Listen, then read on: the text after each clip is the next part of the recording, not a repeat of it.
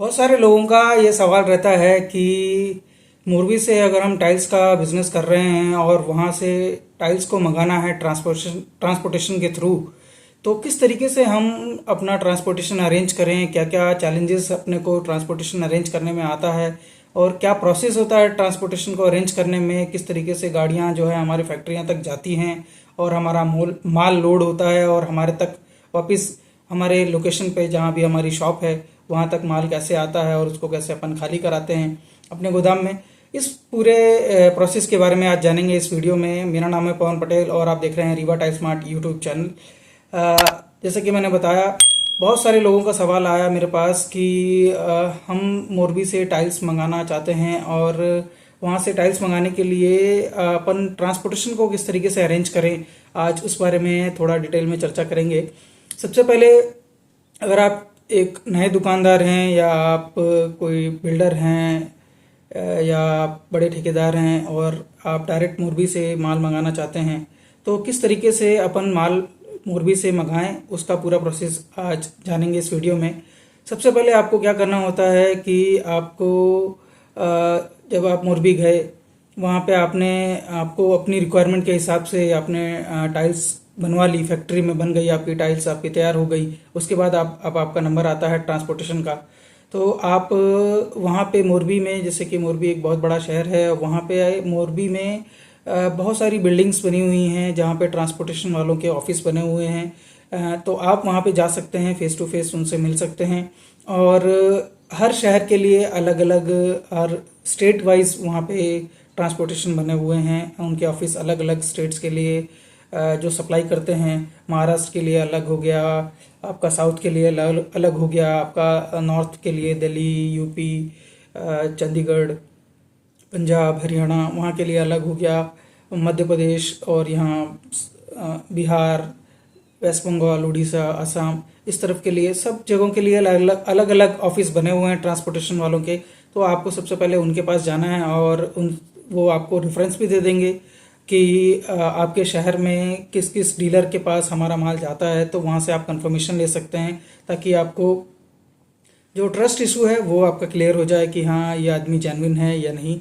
Okay, सो मैं किस तरीके से माल मंगाता हूँ उसके बारे में भी थोड़ा डिटेल में बताऊँगा कि जैसे मैं रीवा मध्य प्रदेश में हूँ तो हम लोग जो माल मंगाने का तरीका है हमारा, हम लोग सबसे ज़्यादा कोशिश करते हैं कि जब माल मंगाएं तो लोडिंग पॉइंट जो होता है कि कितनी जगहों से, कितनी अलग अलग फैक्ट्रियों से हमारा माल लोड हो रहा है, उसके ऊपर भी ट्रांसपोर्टेशन कॉस्ट जो है वेरी करता है। सो मैं अधिकतर कोशिश करता हूँ कि सिंगल पॉइंट लोडिंग में मेरा काम हो जाए।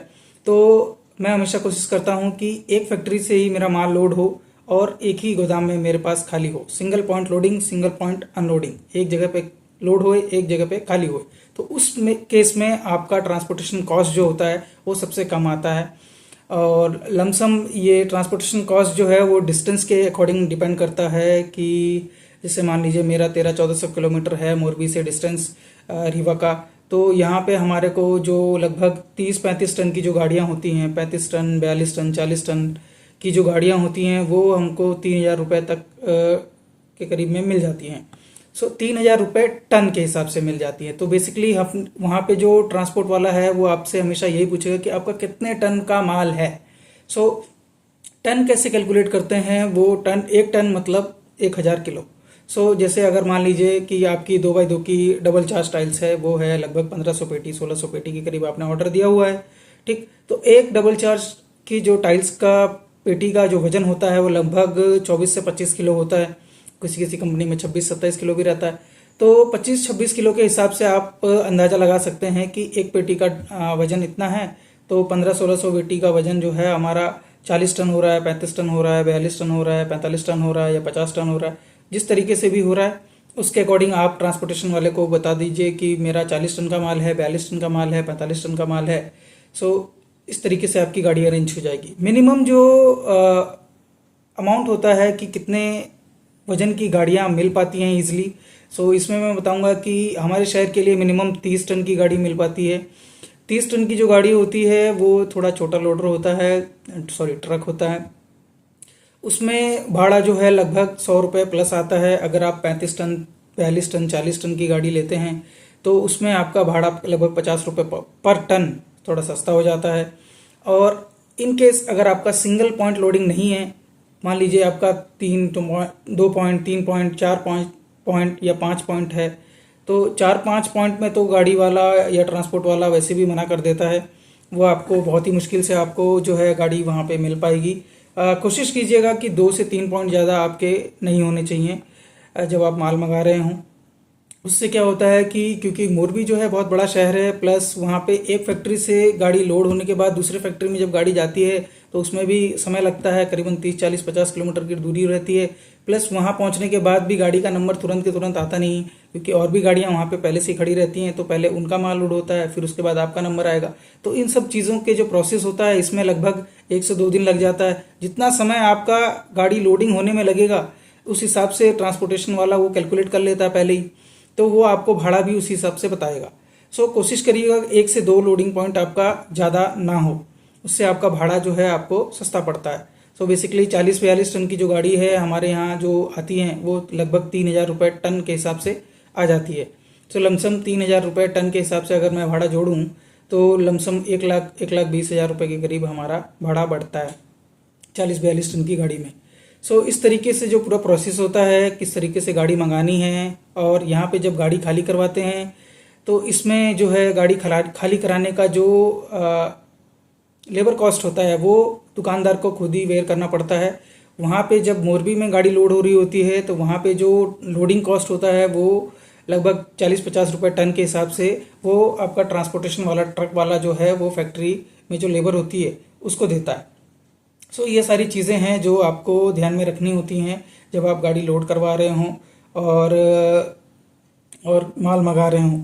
ठीक, फिर उसके बाद बात आती है कि मान लीजिए आपके पास माल पहुंचा और उसमें कुछ ब्रोकेज है, तो अब आप क्या करेंगे। तो इसमें क्या होता है कि अगर आपका माल लगभग, जैसे मान लीजिए मोटा माटी माल का जो वैल्यू है, अगर मैं वैल्यू की बात करूं अमाउंट में, 5,000 रुपये से नीचे अगर रहता है, 4-5 हज़ार रुपये का अमाउंट का वैल्यू का सामान आपका ब्रोकेज में चला गया, तो उसको इंश्योरेंस वाला जो है एंटरटेन भी नहीं करता है। क्योंकि जब आपका फैक्ट्री में जब आपका बिल बनता है तो बिल बनते टाइम जो है बिल के अमाउंट के साथ आपका इंश्योरेंस ऐड होके आता है।